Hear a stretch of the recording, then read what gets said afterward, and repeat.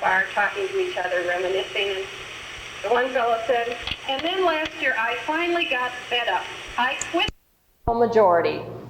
And his other, probably more liberal friend is sitting there. The moral majority? You mean the folks who say God wants a bigger defense budget? It's true. The Bible supports U.S. military supremacy.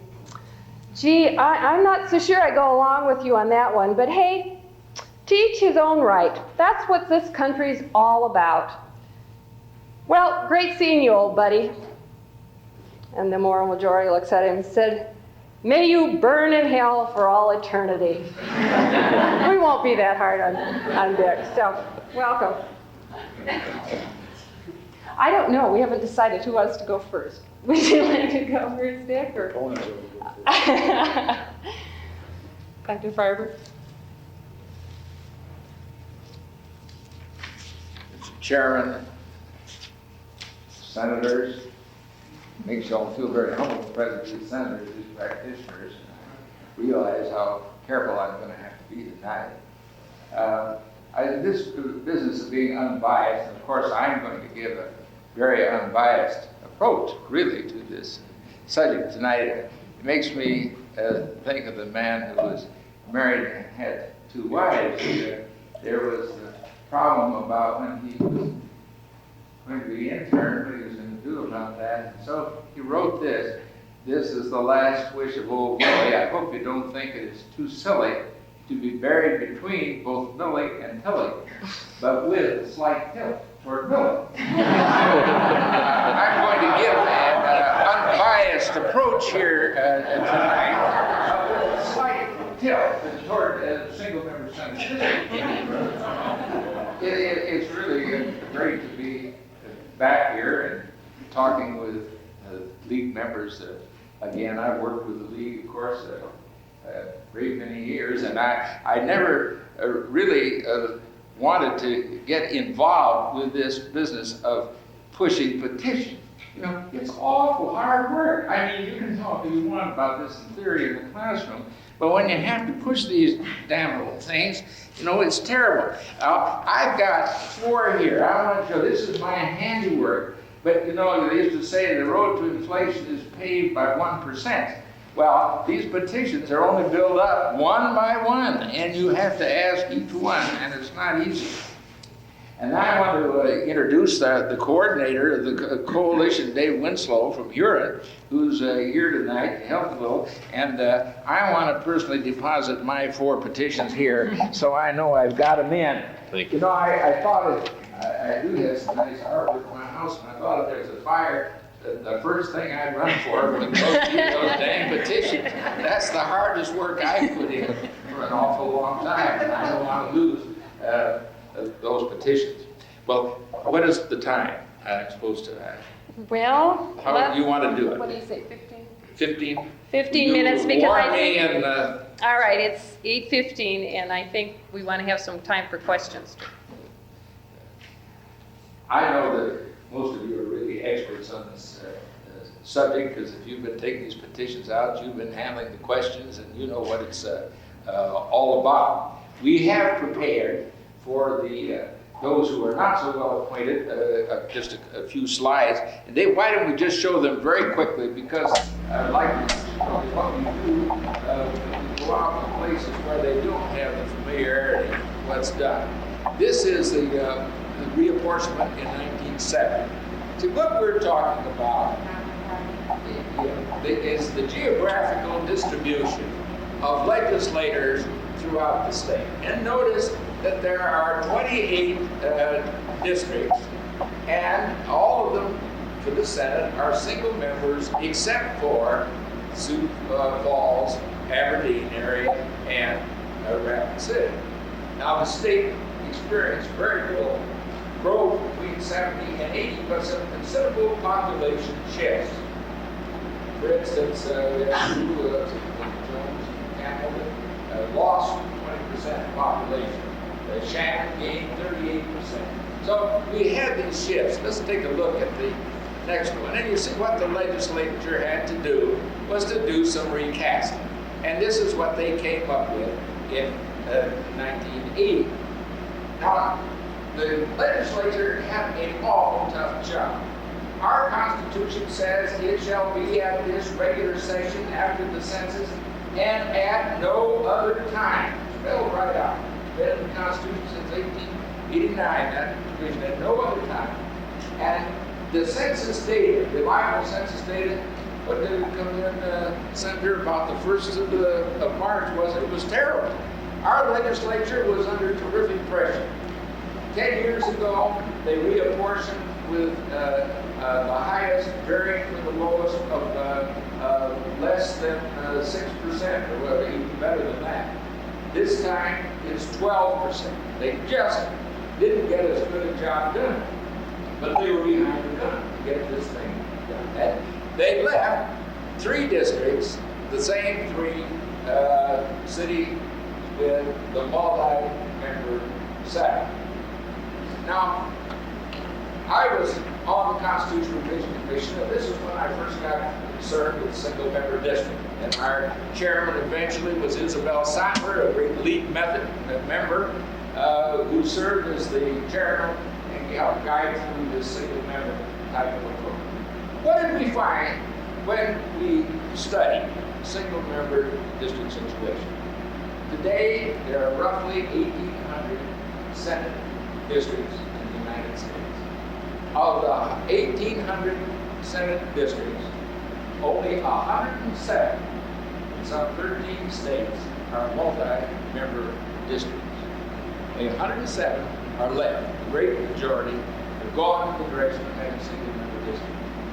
And of that 107, 70% are to be found in the states of North and South Carolina, Florida, West Virginia, and Mississippi. You know why they're using that system, is to dilute the impact of minorities in the state government. Well, I submit that we here in South Dakota, a place where popular control has always been important in the district referendum, does not want to be group.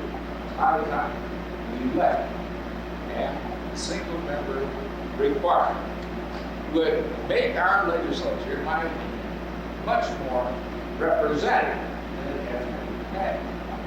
Now, our legislature is not a bad legislature by any means.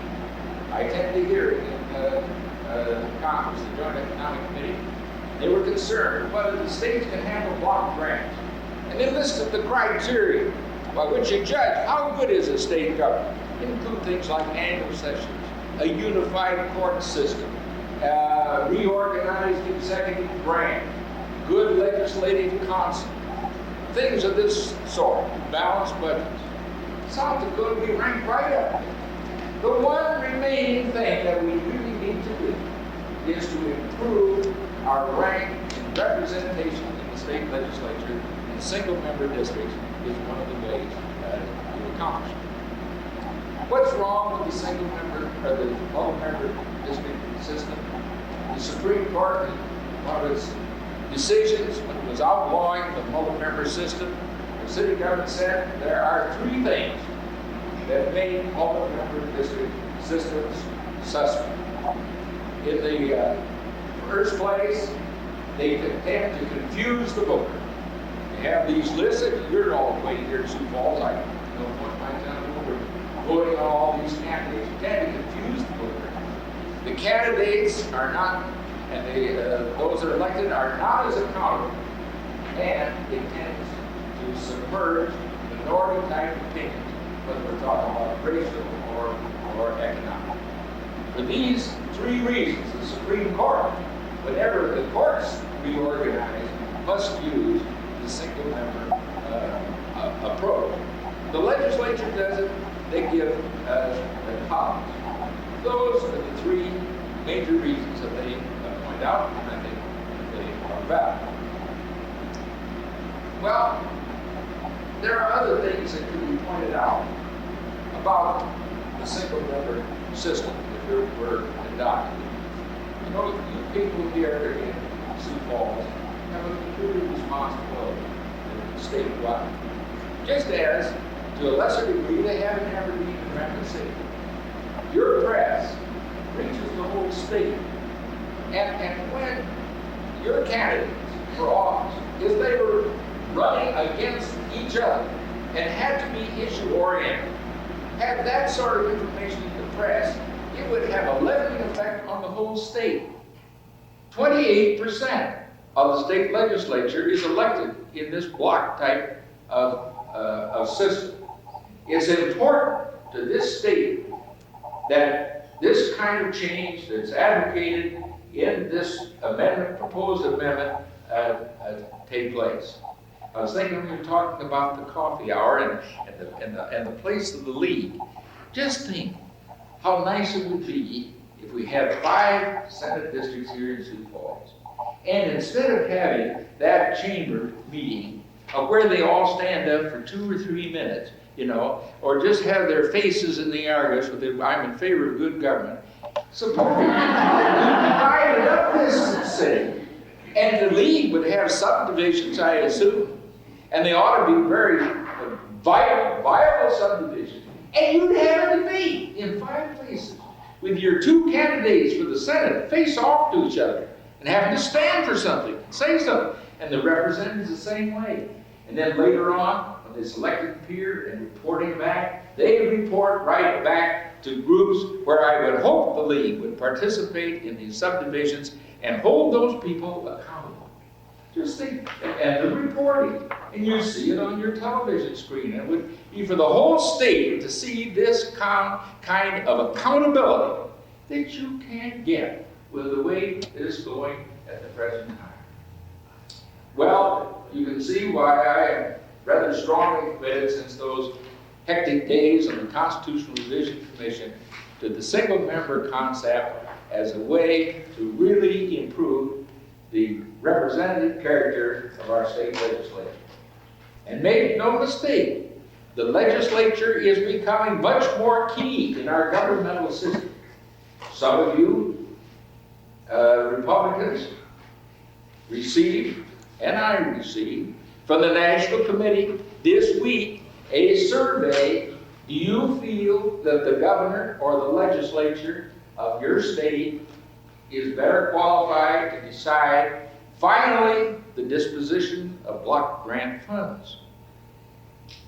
In the hearings that I heard in Washington, the disposition is because of citizen input is to give the power to the legislature. The legislature is more and more going to be key in this process. And that's why the kind of action that we're thinking about is just so vital to the well-being of this state. That is my case.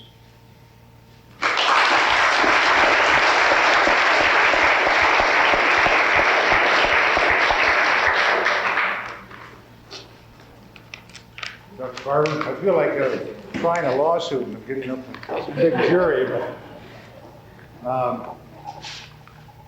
appreciate very much being invited tonight. As Linda said, I had some hesitation. I've been reading a book, I think I was reading it last night, called The Right Stuff by Thomas Wolfe. I don't know if anyone read it or not. It's an extremely interesting book, and I would recommend it to you. But it's about our space program. But he gets into the personalities of the astronauts, which makes it interesting. One of the things he talks about how they react to stress. Alan Shepard, who was our first astronaut, was very calm. Gus Grissom, who was the second astronaut, went literally bananas. And they determined that by they had them wired up to check all their various bodily responses. I'm glad I'm not wired up tonight because I realized I was a little nervous. I did have some hesitation in appearing for several reasons. One of which, of course, is Dr. Farber's reputation. He's very knowledgeable on this subject. And you're a no match for him. And another thing, I knew the position of the League of Women Voters. I kind of felt like I was walking into a line. So I thought, well, one way I can minimize that is maybe join them so they won't be quite, at least on one of their black sheep.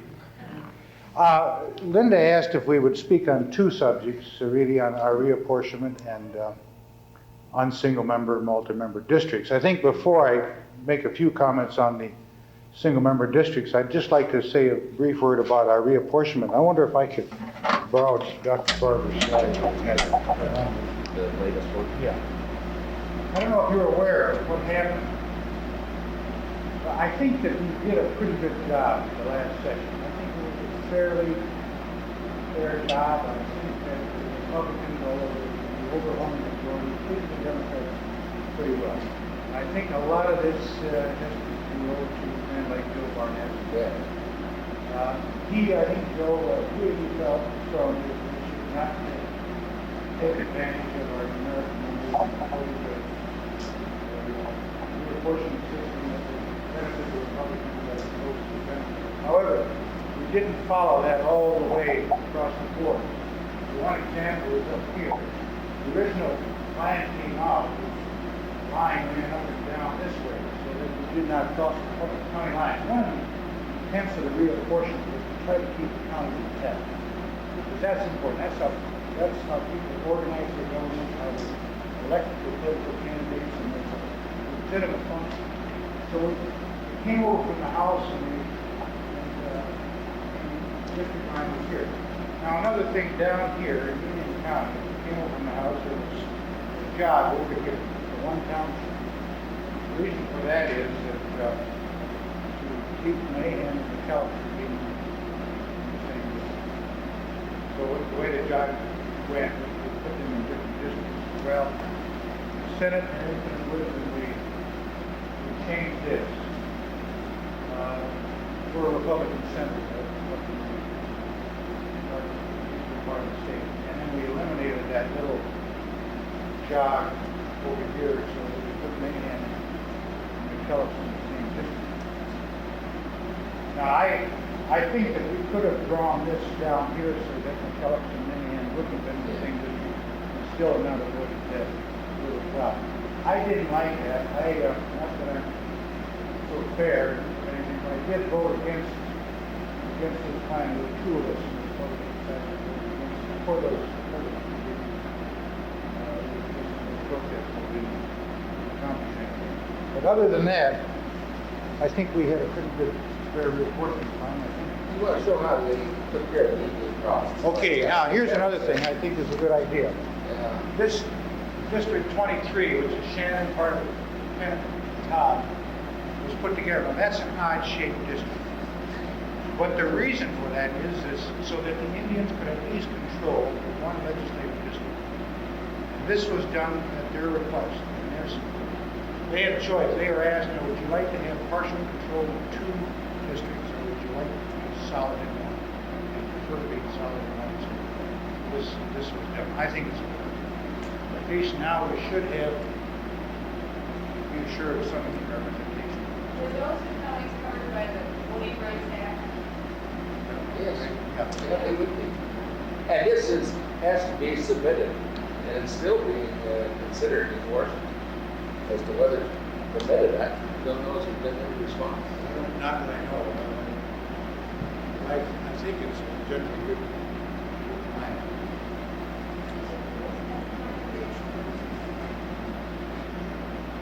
Yeah.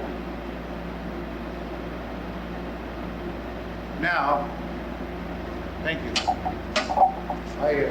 Last night I jotted down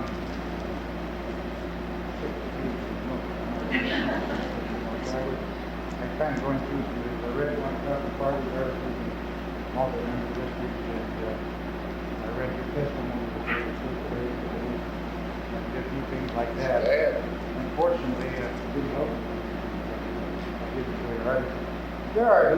I went through and tried to find the reasons, the basic reasons for a single-member district.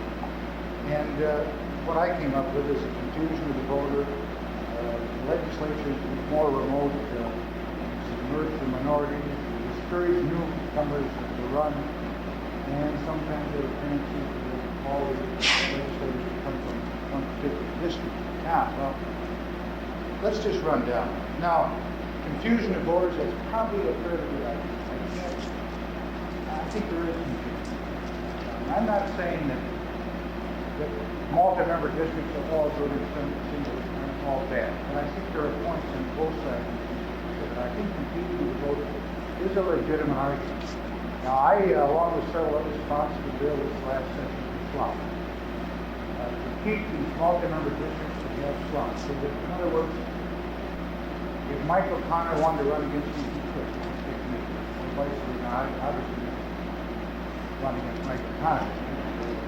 But in other words, it would be a situation where you pick who you're running against, so you do have that debate situation, you can have conversation, probably get a better idea of how to handle it. I think so the slots would answer somewhat that question. Legislation is more remote, diminish accountability. Well, I really don't believe this argument. I have not seen where the legislators from Minnehaha County or Brown or Benjamin County are less responsible to the voters than from the other counties. That sounds nice in theory, but I don't know if it's practice. It's kind of interesting. You only hear heroes that he could dance on. Is that correct? He quoted it right off. Am I right? Am I pronouncing his name right? Bands off? The political science, you quoted him in the article. Well, Banfield. Well, I thought, anyway, it's Banfield, I think. But in any event, he says that the criticism of the single with a multi-member district is the people are too well represented in the district, not the other way around. People in a multi-member district have a better representation of legislature than people in single member. So you get two divergent opinions here, and I would probably agree with it. I do think that people in Sioux Falls, by having the present system, would better represent each one of you than in a single member district, because you have 5 people here in the Senate, and you have 10 people in the House. If you had a single member district, you have 1. And I think Senator Connor, I think that's your argument. One of your principal arguments against the multi-member district, because you feel that it's unfair to the rest of the state. Submerged minority, that's a legitimate argument. And if the single-member districts are reviewed in this county to eliminate the voting power of minorities as we propose, I don't think we don't have that power.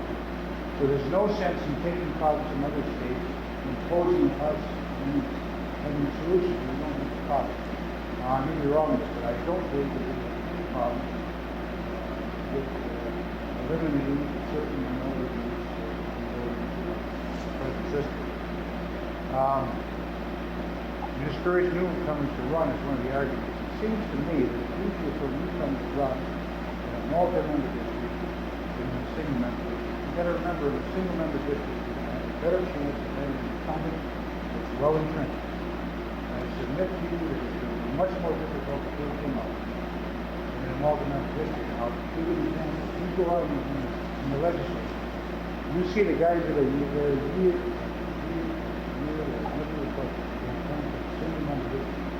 not the multi. Single-member districts have a tendency to become incumbent. I don't think that's particularly good. There's another argument that you come from one area of town. That may be so, although I look at the breakdown in this county, and I don't think that's necessarily so. But let's assume it is. Those candidates are really picked in the primary. So if we want people from different districts, it's, I think, incumbent upon the various parties to get people to run from the various parts of town. Because who is elected in the primary determines who runs in the general election.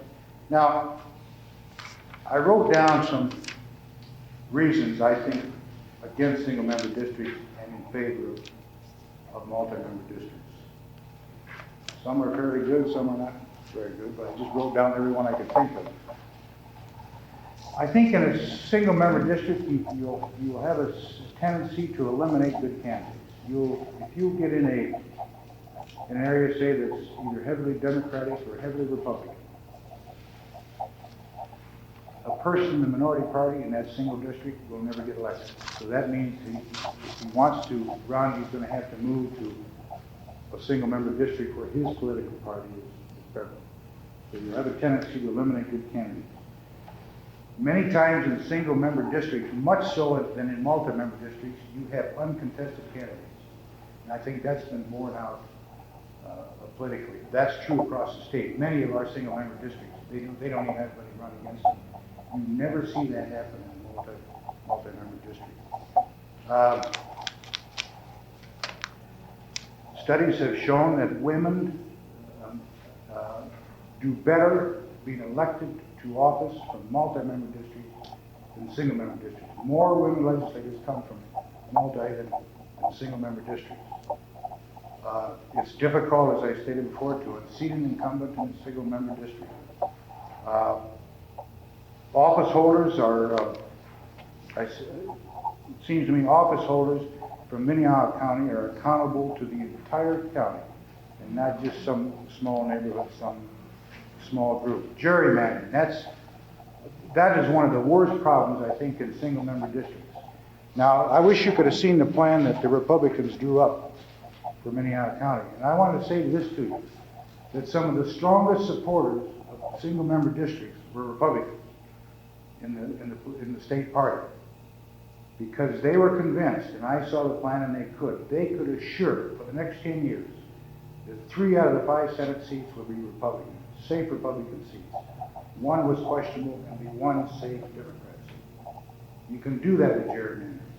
Now, I know Dr. Farber has suggested the solution to that is that the legislature not draw the lines within a single multi-member district, but that a committee be set up.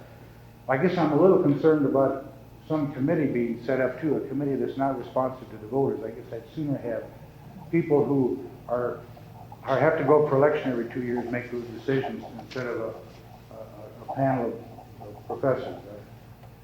That's maybe my bias. Makes you think of big professors, the reputation of professors isn't such to get on such a panel.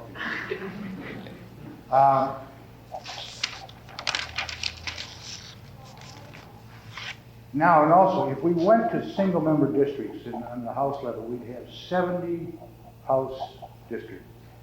It would be impossible to maintain the integrity of the county with 70 districts. So what we do is we break up the state, and we would lose our county lines. And our political parties are drawn around the county lines. It would raise havoc, I think, with our system. I don't think it would do us well. I remember a lady writing from northern part of the county saying that she was so disturbed about our county being broken up because now she's going to be in a political district to the north, and she says, you know, my sheriff lives in Minnehaha County, my registered deeds lives here, my entire political life is centered around Minnehaha County, yet when it comes to the legislature I have to vote for another district. People like to be connected with the county. And if you go single-member districts, you're going to destroy that concept. Another thing, in Sioux Falls, the growth changes quite radically. And I think you've got to remember, when you reapportion, it's for 10 years. But it changes so fast in Sioux Falls, maybe in several years, you've got one district that's way overrepresented as opposed to another district in Sioux Falls. And that shifts you don't have in the rural area, but you do in the metropolitan area. Campaigning would certainly be more difficult. I just wonder how much attention the newspaper would give, or the TV would give, to a candidate who's only being elected, say, by 1/10 of the people, and only responsible 1/10. They probably wouldn't give him too much coverage. I think you get probably better coverage, and you get to find out a little more about the candidates under the present system. Now, as far as the law is concerned, I think it's clear that our courts have held that single-member districts per se do not violate, and I emphasize that, do not violate the one vote, one man principle. And as much as you'd like to think they do, they don't. And remember, these courts are adversary proceedings. They're parties on both sides are presenting their case. And the courts consistently have held that it does not violate the one man, one vote principle, unless, and the only time they, in my knowledge of it anyway, the only time they've ever thrown out a multi-member district is when that district has been used to take away the vote from a minority. But if that isn't the situation, then they have upheld it. So I think with that, I'll sit down and then maybe answer some questions. Thank you.